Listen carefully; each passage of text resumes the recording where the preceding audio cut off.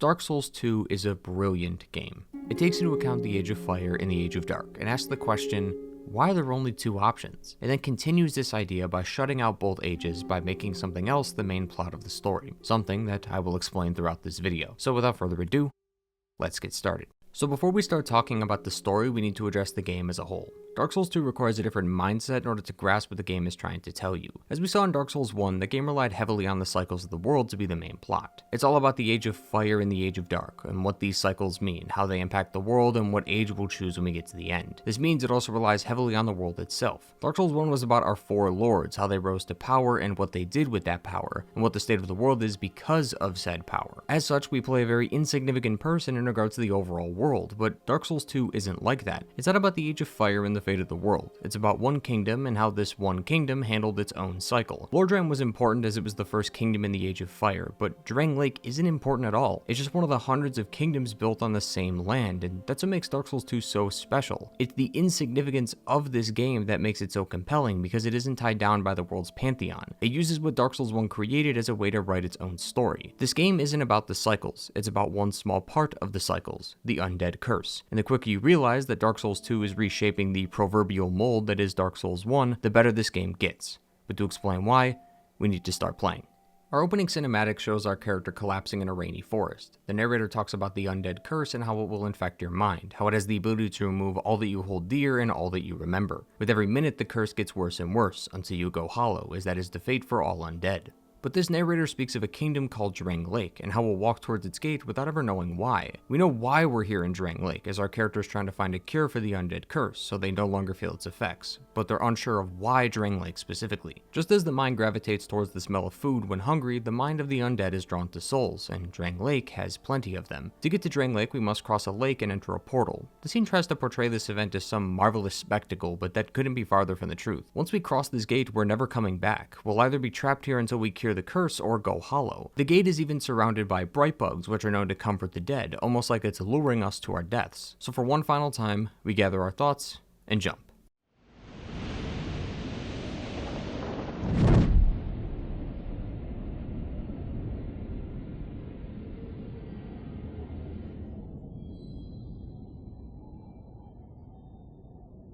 On the other side of this portal is the Things Betwixt, a place stuck in limbo that serves as a connection between Drangleic and the outside world. Like I said, we're stuck here for good. Inside this limbo is a house of women, 3 of whom are Firekeepers that are being cared for by their housekeeper, and they're very honest about our arrival. You're finished. You'll go hollow. Yes, you'll become one of them. Hollows prey upon men. Feast upon their souls. This is the fate of the cursed.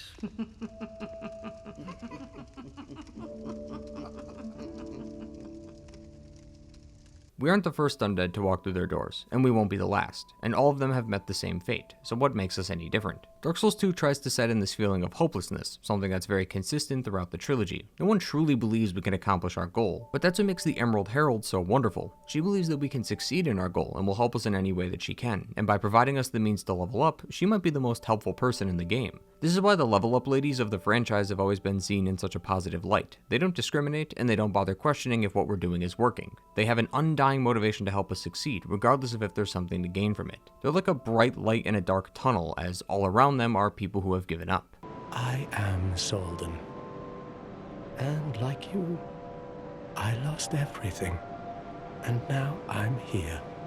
The location they both reside in is Majula, a small town on the outskirts of Drangleic, and its theme music displays a feeling of peace, a place that is void of death, a place that you can feel comfortable in, and in the world of Dark Souls, a place like that is more than necessary. I've always preferred when the main hubs were seamlessly integrated into the world, something that would be eventually lost with the series going forward, as it makes the world more believable, and in the case of Majula, without it you'd be missing this beautiful scenery. After taking in the view, we can speak to the Emerald Herald, who will reveal our objective.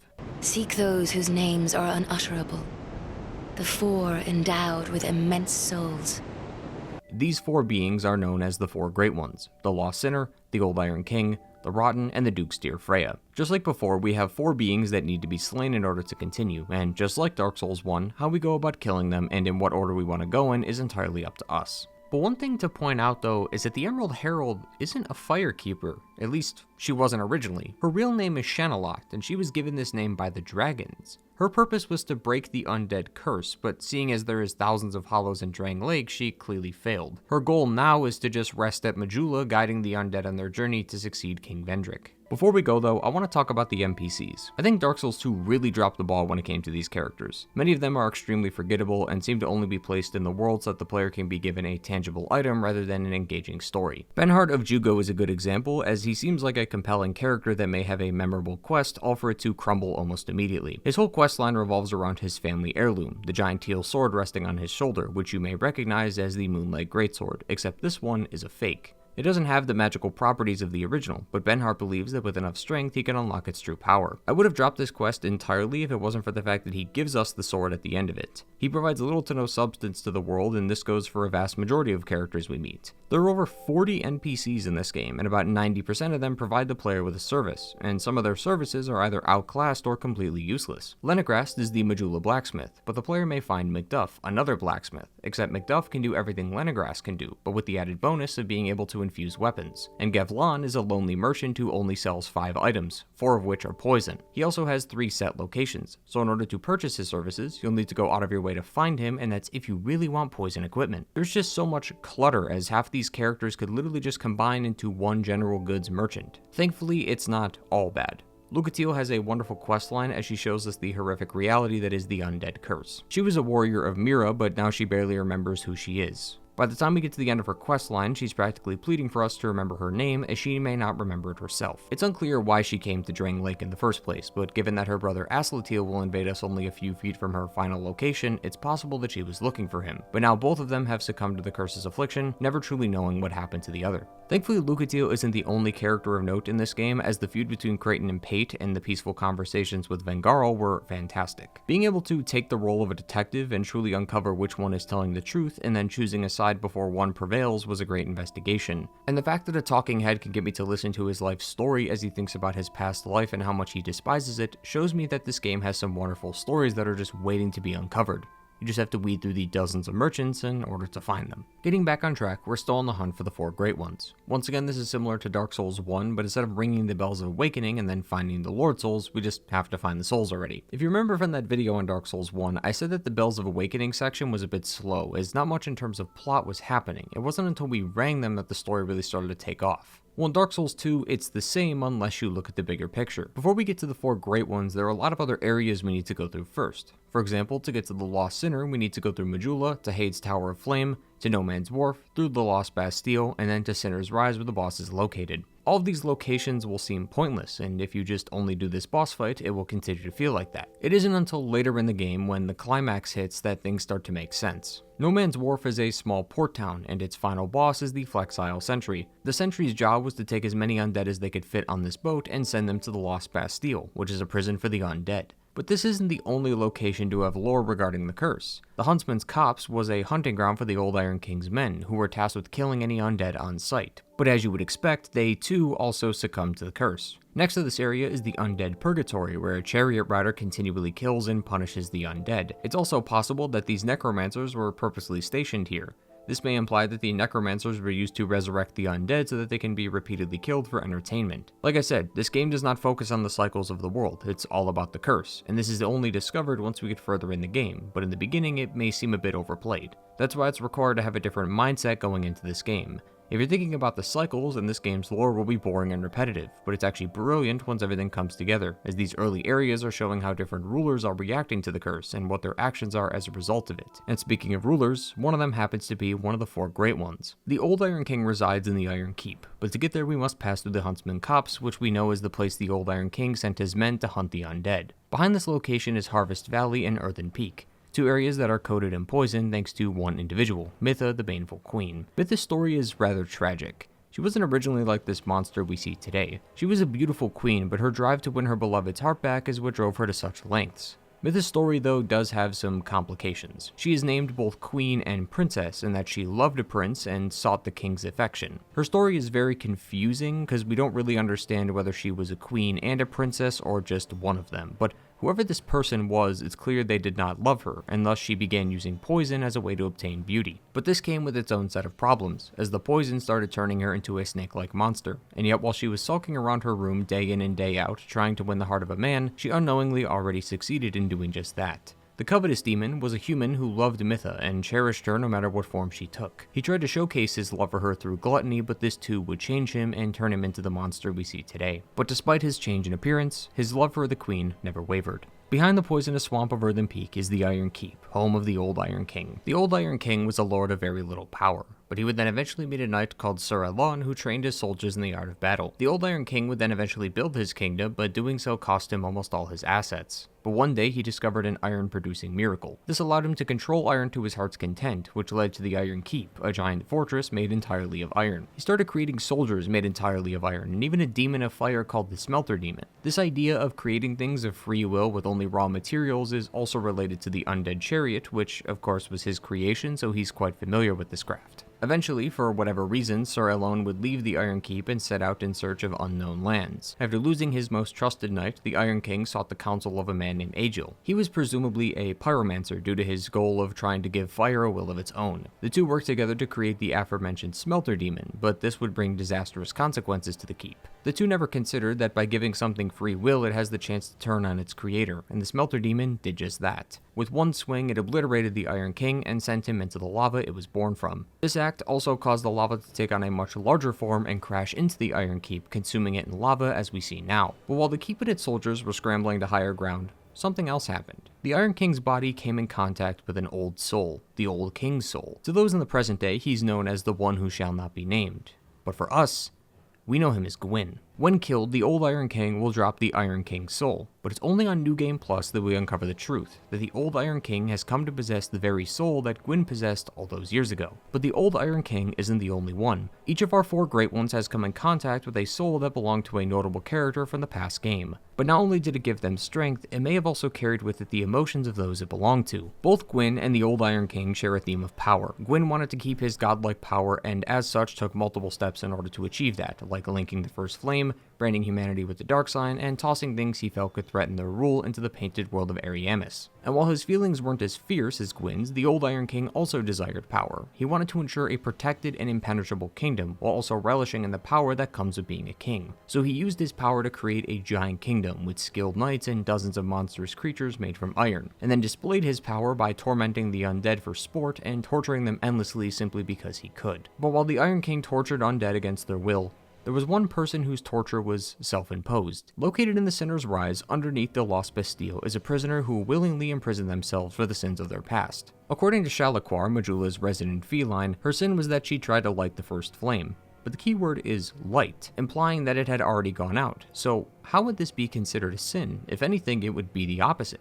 Sadly, we never truly know what any of it means. One thing we do know is whose soul she possesses. Before the boss fight starts, a bug crawls into her eye, specifically a chaos bug, the same one from Lost Izalith. She is in possession of the Witch of Izalith's soul. We know that these bugs have mind-controlling capabilities, as evidenced by the bad ending of Solaire's questline, so it's possible that the Lost Sinner intended to let us into her cell until the chaos bug felt threatened. But that still doesn't answer the question regarding her self-imprisonment. Maybe she wanted to keep the chaos bug and in turn her from escaping, as this crazed version of the Lost Sinner could have run rampant and slaughtered dozens of people. Or maybe she's somehow feeling the emotions of Izalith, who probably felt immense guilt for creating the bed of chaos, so maybe this feeling of guilt is being transferred over to the Lost Sinner without her knowing. To this day, it's still a mystery, but a very compelling one at that. The Witch of Izalith had a desire to create life, which is why she wanted to make a new First Flame. But she wasn't the only one who had desires. But that being's legacy may have created even more devastation than intended. The Duke's dear Freja is a spider who is in possession of Seath's soul, but Seath's feelings and desires are able to engulf those who come in contact with it. Freya's soul talks about a writhing ruin, and how this ancient thing casts a shadow over the land, and that at some point in its life it came in contact with a solitary insect, but grew its power feasting on the wealth of twisted souls found within the land.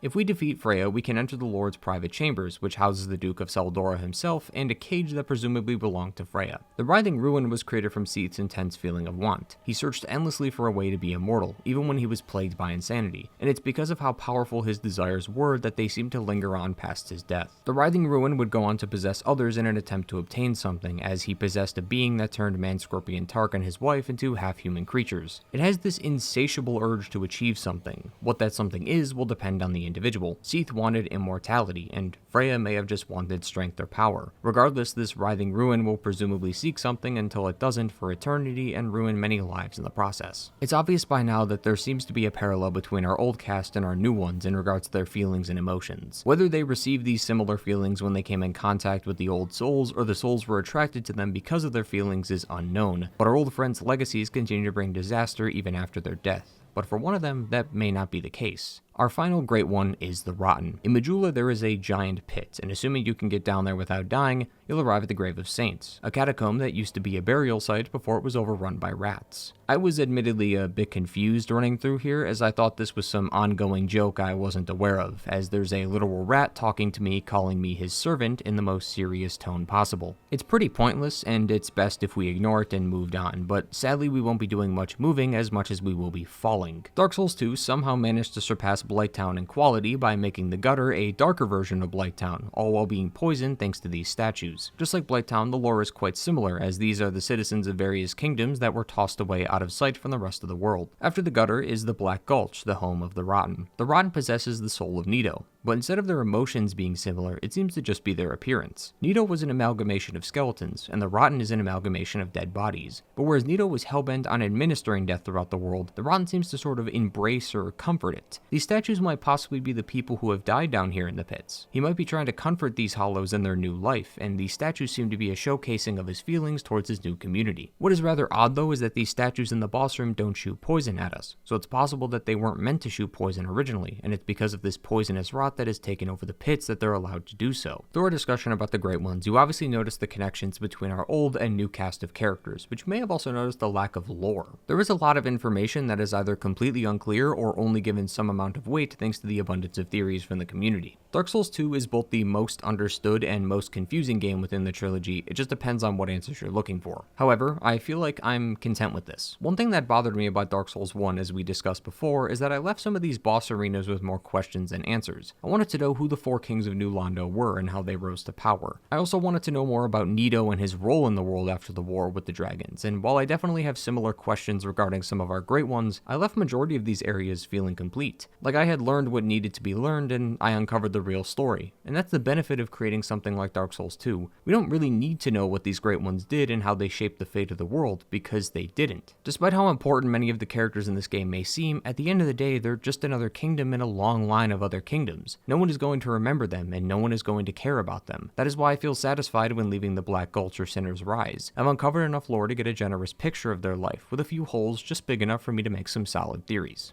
With all four great ones slain, we can now go to Drangleic Castle. Or can we?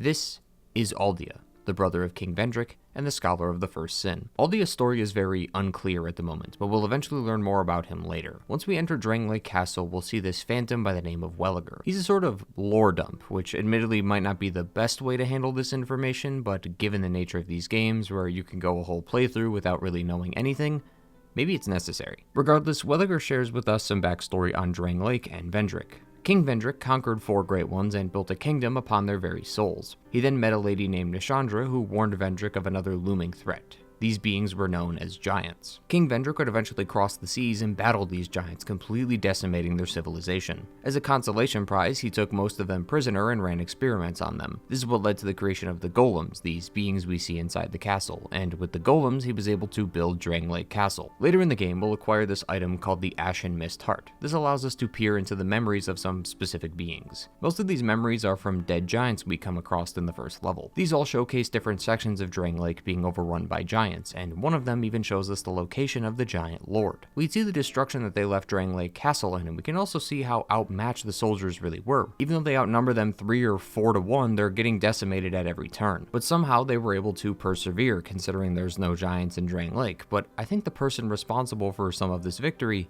is us. These memories operate like Ulasil from Dark Souls 1, where we go back in time to alter the past and then go back to the present. This may tie into a subtle hint very early in the game. The first boss in Dark Souls 2 is the Last Giant, whose boss soul description reads, "The Lord of the Giants, who had brought wreck and ruin to the entire kingdom, was said to have been felled by an unknown warrior. His beaten and broken remains were then dragged beneath the stronghold where he was sealed away." This random giant's soul references the Giant Lord and also describes the exact condition this giant is in, meaning this giant is the Giant Lord, and that must mean the unknown warrior was us. This might explain why he thrashes his arms around trying to break free, as he remembers us and wants revenge. This is the complete backstory of Drangleic, which gives us enough answers to our questions, but simultaneously gives us new questions we want answers to, such as the whereabouts of Nashandra. Well, close to the top of the castle is the queen herself. The last king of this land, King Vendrick, as he was called. He found the strength to rule his people, and when the undead were born, cursed, he found more strength to face them. But in the end, he never took the true throne. Visit Vendrick. We have no need for 2 rulers. So Nashandra wants us to find King Vendrick, as she says there is no need for 2 rulers, but she also mentions that King Vendrick never took the throne. She just casually says this statement as if this isn't some huge revelation. Since Gwyn, people have been rekindling the flame, but Vendrick didn't. But that doesn't mean Vendrick wants to bring about an Age of Dark. He doesn't want either. This is even more unheard of, as no one has even attempted to invoke a 3rd solution to the fading of the first flame. But to learn more, we need to find Vendrick. He resides in the Undead Crypt, but blocking our path is 2 bosses, the Looking Glass Knight and Veldestad the Royal Aegis. Both of these fights were fantastic, both from the actual combat to the design of the bosses. I'm just upset that it took this long for this feeling to finally come to fruition. I rambled for quite a bit about the bosses in Dark Souls 1, like how Ornstein and Smo were fantastic and how I despise the Bed of Chaos, but I haven't found the right time to talk about the bosses in Dark Souls 2, as there really isn't much to say. Most of them were pretty underwhelming for the most part, and this is down to a few factors. One was simply over-leveling. Since Dark Souls 2 has 32 bosses in the main game, it's very easy to miss some. I didn't find the Chariot or Old Dragon's Lair until much later when I revisited those areas, so I was a bit over-prepared for the boss fight. Dark Souls 1 had a really great way of gating the player's progression while also guiding them down a path, which in turn made every fight feel like a proper match. It wasn't a one-sided victory for the most part. There were a few exceptions like Gwendolyn and Pinwheel, but they have very low health pools, so it's a bit hard to judge them. The other 2 reasons are just down to overall enjoyment and the summons. The majority of the bosses in this game not only have summonable NPCs, but multiple at that. I had 2 summons for the Looking Glass Knight, and while the game does attempt to balance this by adding more health, we all know the main strength of the summons is to be an extra body for the boss to hit, which means less attention on us and more time to get free hits in. I will admit this trivialized many fights. The Smelter Demon, the Rotten, and probably a few others were really easy with summons, but that comes to my next issue. To complete some of these NPC questlines we talked about earlier, they need to be summoned for bosses. As someone who's trying to get as much lore as possible in one playthrough, I needed to continue these summons questlines, so while I was gaining more progress with the NPCs, it came at the cost of the quality of the fights. This makes me even more disappointed, as many of these questlines didn't even go anywhere, so they were just completely useless and wasted my time. Some of the boss fights though just sucked regardless. I was pretty disappointed with Chariot Fight, even though it was a cool idea, I just wasn't a big fan of it, and this game's obsession with gang fights is quite insane. The Ruined Sentinels and the Belfry Gargoyles were just not entertaining in the slightest. Ornstein and Smo only worked because of how different they were in regards to their moveset and how the arena was designed, and the Bell Gargoyles were okay for the most part since the second one didn't come until halfway, plus they used different movesets. The Ruined Sentinels were the same enemy copied 3 times with 0 obstacles to separate them, minus the 1 platform you start on. And the Belfry Gargoyles got way out of hand with close to 3 or 4 at the same time, in the same arena as the original fight, which is not that large and very open. I did manage to beat them on my own, so I was happy that I won, but only because I knew I'd never have to do that fight again. As for the 4 great ones, the Old King was just awful. Even though I had a summon with me, his moves would have been the same regardless, and they were almost too too easy to evade. The other 3 were pretty good, but nothing spectacular. They did provide some intense moments, but I did have to summon Lucatiel for 2 of them, so I may have missed some of that spectacle. I will recognize though that this entire section is a very subjective take, as a boss's enjoyment largely depends on the skill of the player and their build. But since this is all about my thoughts on the game, my opinion was that they were pretty underwhelming for the most part. It felt like instead of focusing on fewer bosses with unique engagements, they created more but at the cost of their depth. Behind the Looking Glass Knight is the Shrine of Amana and the aforementioned Undead Crypt. Each of these places were created specifically for the dead. Both the Milfinito and the Finito watch over these respective places in an attempt to guide the undead to their final destination. Both of these creatures have interesting backstories, as they were created by the Old Dead One, who we know as Nito. Both of them seem to be a reincarnation of Nito's soul, as if he created them, we would have seen them in Dark Souls 1, but maybe they didn't plan that far ahead when making the games. Regardless, it is a nice detail, and finally gives us some actual story regarding Nito, so I was more than happy to listen to it. It also continues to reinforce the Old One's soul descriptions that mention how their souls still hold power over the land, as the power of Nito and his obsession with all things death are still utilized to this day. As for what they specifically do, it seems like the Milfinito enchant or comfort the dead via song, as their singing can be heard throughout the level, and the Finito are grave wardens who watch over the dead. Both of these groups seem to revolve around comforting the dead, so maybe Nito is a lot more like the Rotten than I had initially thought. At the very end of the crypt is Veldestad, and while the boss fight was great, what really piqued my attention was his soul and the items acquired from that soul. Firstly, his soul is a dark purple and black color. This is the same as the DLC bosses from Dark Souls 1. I originally thought that this was made to distinguish the DLC from the main game, but it wasn't until Dark Souls 2 that I realized that the soul's shape has actual meaning. This is an image of a normal boss soul in this game. Next is from one of the Great Ones, and the other is of those affected by the darkness. Both Manus and the Royal Aegis have the same soul, meaning they're both affected by the darkness, and that's due in part to him being down here since Vendrick locked himself away in the crypt. Another detail that is interesting about Veldestad here is that his soul can buy miracles, specifically the Sacred Oath miracle, which is used by warriors who once served the god of sun. So it seems like the Royal Aegis belong to the same covenant as Solaire. However, we can see that this miracle has either been warped or is unable to be casted, as he never actually uses this in the fight, and instead buffs himself with dark magic, further showing how dark his soul has become. After the Royal Aegis, we can meet Vendrick, and if you expected some grand entrance, then you're playing the wrong game.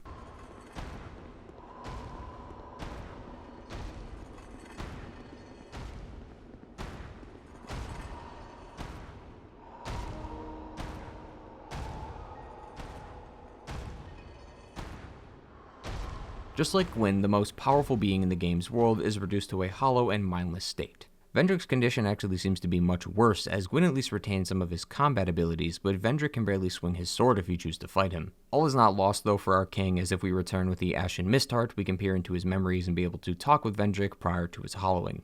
Do you intend to link the fire? Then you must first take the throne.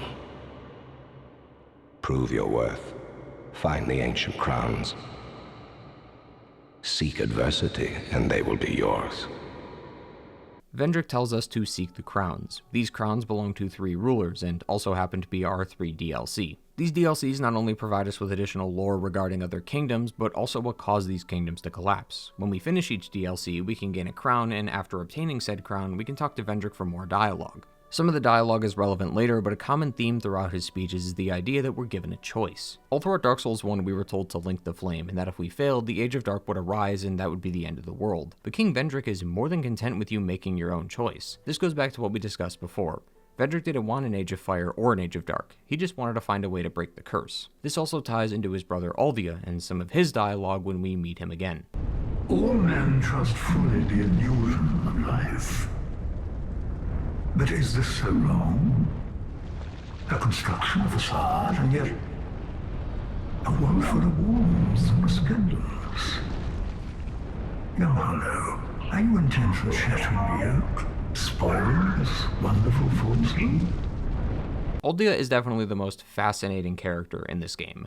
Like Vendrick, he is completely aware that he is unable to change the world in their current state, so he just observes and sees what happens. Aldia says that the joy of life is warm and splendid, but it's a facade, as the undead curse will eventually come back. But because of that warmth that life brings us, are we intent on shattering this illusion we live in and spoiling this false life we have? Or are we content with our lives and embrace the warmth and pleasure that comes with it, knowing full well that it's a lie? Aldia, just like the game, wants you to actually make a choice and not blindly follow what some random person will tell us. Use your own experiences, your own own knowledge and your own beliefs to come to an answer. The way this was crafted was absolutely brilliant, and it shows how impressive the writing of this game truly is. But before we get to the DLC and obtain the crowns, we need to talk about the rest of the content. As to actually get the Ashen Mist Heart item, we need to travel to Aldea's Keep and the Dragon Shrine. Both Aldea and Vendrick sought to cure the curse, but had different methods of doing so. Vendrick shunned the undead as he wanted them as far away from the kingdom as possible. That's why he threw them in the undead prison of Lost Bastille. In here are hundreds of undead, including some volatile variants, as these were created by Aldea. Whereas Vendrick shunned the undead, Aldea embraced them as he felt that the key to breaking the curse was within the undead themselves, but he didn't welcome them with open arms, as they were all subjected to his various experiments. But Aldea went even further with these tests, and didn't just focus on the undead, but other species. He even recreated multiple dragons, a race of beings thought to be extinct by now. Despite what their names imply though, both the Guardian Dragon and the Ancient Dragon aren't actually dragons. The Guardian Dragon soul can allow us to purchase the Drake-Wing Greatsword, which states that the Drakes are likely descendants of ancient dragons. This implies that this is actually a Drake and not a dragon. Furthermore, we know the dragons, especially the original dragons, are gone, as Calamite was the last of the ancient dragons. This is still true, as the Ancient Dragon in Dark Souls 2 isn't a dragon, as it drops a soul of a giant. This thing used to be a giant and was somehow configured by Aldea through rigorous experiments to look like an ancient dragon. To get the actual ancient dragon soul, we need to use the Ashen Mist Heart again, but this time in Freja's boss arena, as it allows us to see the memories of the dead dragon hanging from the ceiling. This memory seems to show the original resting place of this dragon before it somehow made it down here. There's not a whole lot to learn from this place other than the fact that these large broken structures look similar to the ones outside Aldea's Keep, and there's only one place in the world that we know that has giant structures like this. It is my belief that this is Ash Lake. It might not be the entirety of Ash Lake, as we don't really know how far these trees went, but it seems to be at least some part of it. In regards to time, this is most likely during the war between Gwyn and the dragons. Ash Lake existed back then, but it wasn't the Ash Lake that we're familiar with, as if you remember, it was all gray before fire was born. So the memory was during the war with the ancient dragons, and the present-day location of Aldea's Keep is where some part of Ash Lake used to be. With all the areas covered, we can head to the DLC, and it's advised to finish all the bosses and content you missed before going, which is why I retraced my steps and discovered the locations of the Dark Lurker and the Old Dragon Slayer. I didn't really find their stories that interesting, but I figured I would cover them before we continue. The Old Dragon Slayer seems to be someone who was using Ornstein's armor as a way to uphold his legacy, as not only does Ornstein have other plans, which we'll learn about in Dark Souls 3, some have claimed that this is a fragment of Ornstein's old soul that now possesses the armor, which would connect with the running theme of old souls from the past games coming to the present, just like with the 4 Great Ones. As for the Dark Lurker, there's pretty much nothing we know about this being at all. Their soul states that they're a remnant of some ancient dissipated being, and the color of their soul is not dark, implying that they weren't born or consumed by the Abyss, like the Royal Aegis or Manus. They also look very similar to these beings in the Undead Crypt that spawn when the bells are rung. Given the color of the Dark Lurker's soul, it's possible that this being was actually here to fight against the Abyss, similar to Artorias, but there is very little evidence to support this theory. But now we can officially start the DLC. Dark Souls 2 eventually released with 3 additional pieces of content: the Crown of the Sunken King, the Crown of the Old Iron King, and the Crown of the Ivory King. Given the disjointed nature of these DLCs, they could be played in any order as they don't contradict one another, but we'll just go in the order of release. The Crown of the Sunken King starts near the shrine beside the Rotten's boss room, and entering the shrine will take us to Shova, the Sanctum City. Upon entering, we are greeted by not only a gorgeous view of the underground city, but also a dragon with a giant spear through its chest. This dragon is Sinh. Long ago, a race of people found Sinh sleeping in these caves, and because they had most likely never seen a dragon before, they worshipped him as a god. These people ended up building a city around the dragon, with the rulers of the kingdom being the Sunken King and his queen Alana. But something happened. A leader by the name of Sir Jorg found the underground city and mounted a siege against its inhabitants, with the intention of slaying the dragon they were guarding. Sir Jorg and his knights believed that killing dragons was a way to obtain a true understanding of life, so they hunted it down. After making it past all their defenses, Sir Jorg was face to face with Sinh himself, and that giant spear in his chest was from him. But clearly, Sinh lived this wound, and that's because upon awakening from his slumber, he released a giant cloud of poison that coated the entire city. That may also explain why the Black Gulch is covered in this poisonous green liquid, since it's right next to the city, but there's no way to confirm. Before we fight Sinh though, we have to fight Alana, so somehow, despite the poison and the attack from Sir Jorg, she managed to live. Well, this might be due to her true form. According to her boss soul and weapon, we can piece together that when the Abyss dissipated, it was broken into fragments, and eventually these fragments came to create a life, meaning that Alana is the daughter of Manus. The reason the Abyss was broken was that the chosen undead defeated Manus back in Dark Souls 1, and since he was called the father of the Abyss, that would make Alana his daughter. Clearly, she poses a threat to more than just Shova, so we need to put her down. After her death is when we gain access to Sinh. As a final fight, Sinh wasn't too bad. He has a unique mechanic where the poison from his breath can break the durability of your weapon, which could possibly kill the entire run if you're not careful. The only issue is that this seems to do an insane amount of durability damage, as my bandit axe with only 50 durability was destroyed in a few hits. I'm not entirely sure if 50 is on the low end of durability, but going through all the weapons I picked up across my whole playthrough, they were all between 40 and 70, so if anything I should be right in the middle. This wouldn't have been that bad though if Sinh didn't act like the guardian dragon and just stayed put for more than a few seconds. I think you could see from the gameplay the amount of chances I have to actually hit this thing are extremely low. I think what makes Shulva so engrossing is the location. How do you possibly build a giant civilization underground, and for what reason? That's at least what I was thinking when going into the DLC. And while I got my answer, I wasn't entirely satisfied with it. One reason why is down to dialogue, as there was no NPCs in this DLC to talk or converse with. We can't gain any new information, as all the people that could have been NPCs are now just walking corpses. Given that Sinh poisoned the whole city, I wonder if adding one NPC at the very beginning of the level who's the only survivor of the attack would have been a better idea, as they could have provided the player with additional information surrounding the city, such as why they worship the dragon or how they managed to build all these structures, because in its current state it feels a bit unfinished.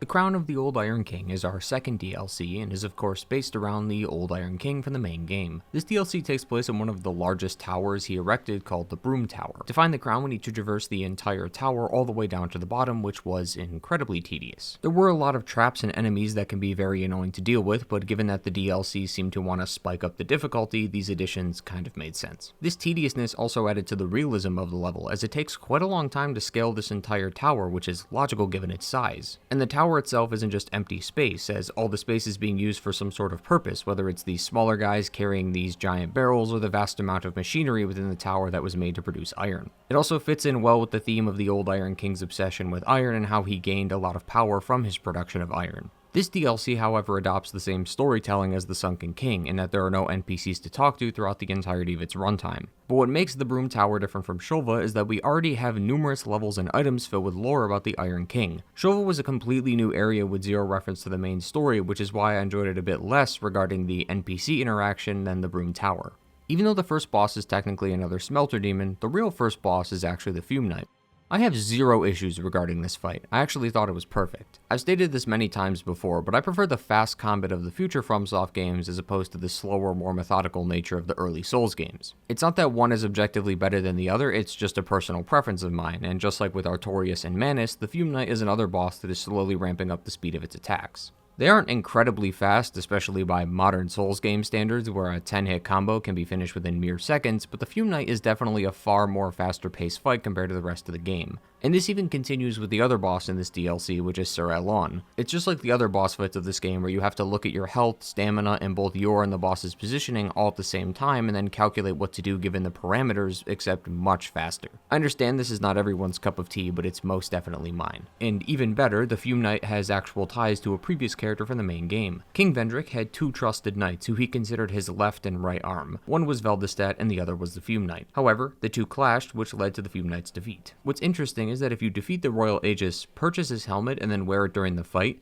the Fume Knight will start his second phase almost immediately, showing that he still has a grudge against him. As for the Fume Knight himself, he wandered the land in search of power and eventually came across the Broom Tower and met Nadalia, the Bride of Ash. Nadalia would have been the queen of the Old Iron King, but she arrived at the keep after he died. She fell into a deep despair because of this and ended up separating her soul across the Broom Tower inside these ashen idols, which caused the tower to be covered in this thick black fog. This fog has the power to control those who wish to serve her and kill those who refused. When the Fume Knight arrived, instead of destroying the fog like he could have done, he actually just opted to be consumed by it, which is why he sits at the bottom of Broom Tower defending the remains of Nadalia. Since she has the ability to create this black fog and her soul is colored in darkness, it is once again safe to assume that she is another daughter of Manus. If you're noticing a theme here, then you're catching on to the point of these DLCs. Each one of them is centered around a kingdom that a daughter of Manus inhabited. And this goes for our final DLC. But before we leave the Broom Tower, there's a secret room we can discover with Sir Alonne's armor, and by using the Ashen Mist Heart, we can go back in time to when he was stationed at the tower. This leads to the boss fight we discussed earlier, but it's a memory, and if we take what we know about the memories and apply it here, we can discover even more lore about Sir Alonne. If we assume that the unknown warrior that bested the Giant Lord is us since we went back in time, then we're also responsible for killing Sir Alonne. So that statement I said earlier about Sir Alonne leaving to search for new lands was possibly a lie, as it may have been told by the Old Iron King so that his soldiers don't uncover his true fate.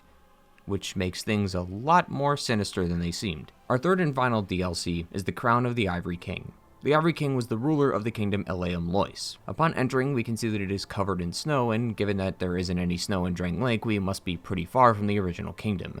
As we approach, though, we are told to leave. This voice tells us that the old chaos still hungers and that we are forbidden from entering. Clearly, we're not going to listen and charge headfirst through the front gate. Eventually, we'll meet with the first boss of the DLC, Ava. This is one of 7 pets that the Ivory King kept in his kingdom. Each one seemed to have a specific role in the kingdom, as Ava was tasked with guarding the king's Child of Dark. This Child of Dark is Alsana, and as you would expect, she is our third daughter of Manus, but her story is a lot less destructive. When Alsana was born, she felt fear. This is because she was a manifestation of Manus's fears. All of the Daughters of the Abyss are a manifestation of something. Nadalia seemed to be Manus's despair, Ilana was possibly a manifestation of Manus's wrath, and Alsana was his fears. But when Alsana was born, the king managed to find her and welcomed her into his kingdom. He provided the comfort she desperately needed and was kind enough to not shun her away even after he discovered her true origins. It's because of this kindness that she stayed in Eleum Lois and continued to fulfill the Ivory King's wish, which was to hold back the Old Chaos. The Old Chaos is the Flame of Chaos, the same one created by the Witch of Izalith. It's unknown when this was discovered by the Ivory King, but once he did find this ancient monstrosity, him and his fellow knights set out to extinguish it, but they were defeated as none had come back. Alsana wants us to defeat the Old Chaos so that we can uphold the mission of the Ivory King. To do this though, we're going to need some other Knights of Eleum Lois, as they are absolutely necessary if you want the fight to be possible. Once we're all set, we can jump down into the Old Chaos again, just like we did with Lost Izalith, and this boss is absolute perfection. Few fights in the Souls games actually get better with summons, and the Ivory King is one of them. I felt like I actually had to apply strategy to an encounter, which was the first time the series has required me to do that.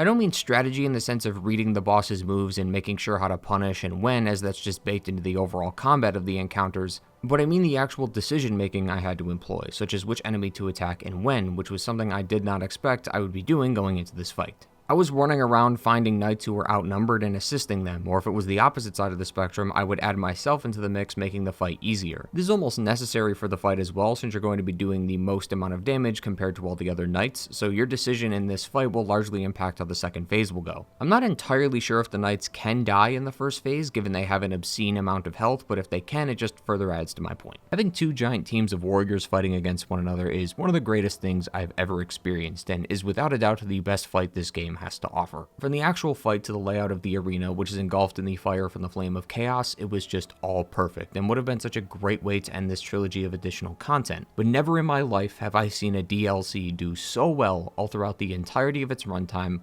only to fumble at the finish line. The Frigid Outskirts is an optional location that the player can discover towards the end of the DLC, and it is awful. It's not only painstakingly difficult, just from the design alone, it might actually be the worst level in any Souls game ever made. The bonfire before entering the coffin is the only bonfire in the area, meaning you have to go from one end of the map to the other just to get to the boss fight, which is just 2 more of the Ivory King's pets. Their lore is thankfully super basic and not important at all, as their job was just to hunt exiles that were presumably sent out of the kingdom and into the Frigid Outskirts. This area would not be nearly as hard if the horses didn't keep spawning every few feet, not only wasting your time but draining your Estus in the process, making the boss fight that much harder. It's just an awful location, and I think the more that I talk about it, the closer I get to going insane, so we're just gonna cut it right here. As a complete package, the DLCs were pretty solid. There were things in each that I found a little unpleasant, like the method of storytelling or an entire area, but there was many things I liked about the DLCs, and due to this confliction, I can't say that together they're perfect, but they're nowhere near close to being bad. It's hard to judge though whether this was an actual improvement over Artorias of the Abyss, considering that was one DLC with half the content that played out over half the time. This is also due to the Souls games business model. If people complain about anything regarding the DLCs of the Souls games, it's that they're too short rather than too long. Whereas many games like to make additional content with runtimes of up to 6 to 20 hours, Dark Souls is pretty much content with 2. It never overstays its welcome. In fact, it sometimes leaves too early, and doing this gives us less time to learn about the DLCs and the locations they reside in. But as I said at the top of this section, as a complete package, they were pretty great. With all the crowns in our inventory, we can revisit Vendrick, who will now provide us with some very important dialogue. The abyss once had form, but then dissipated. And yet, traces of its existence endured. Each fragment, thirsting for power, spread dark with no relent. My dear Nashandra was one such fragment. So we now know the fourth and final daughter of Manus, Nashandra, the Queen of Drangleic. Nashandra is a manifestation of Manus' feelings of power and want. She came to this land in order to covet the first flame. This explains why Vendrick was in the undead crypt. Vendrick left the kingdom because he discovered Nashandra's true origins, and not only locked himself away in the crypt, which was guarded by one of his loyal knights, but he also hid his soul, as Vendrick doesn't drop this upon his death. It's hidden behind a secret door only accessible to those who are human, and Nashandra never truly was. That's why she's been so adamant that we succeed Vendrick. She figures that we'll blindly follow her orders so that we can clear all the obstacles in our path, because once we finally get to the Throne of Want and defeat the knights guarding it, she appears. Similar to the Ivory King, I found this fight leagues better when the summons were included, mostly due to the narrative aspect, since both Benhart and Vengarl were helped due to me, so it's only right that they return the favor. Her boss design is impeccable, and continues to uphold the standard that the final bosses of the game have, but not even Nashandra is the actual final boss.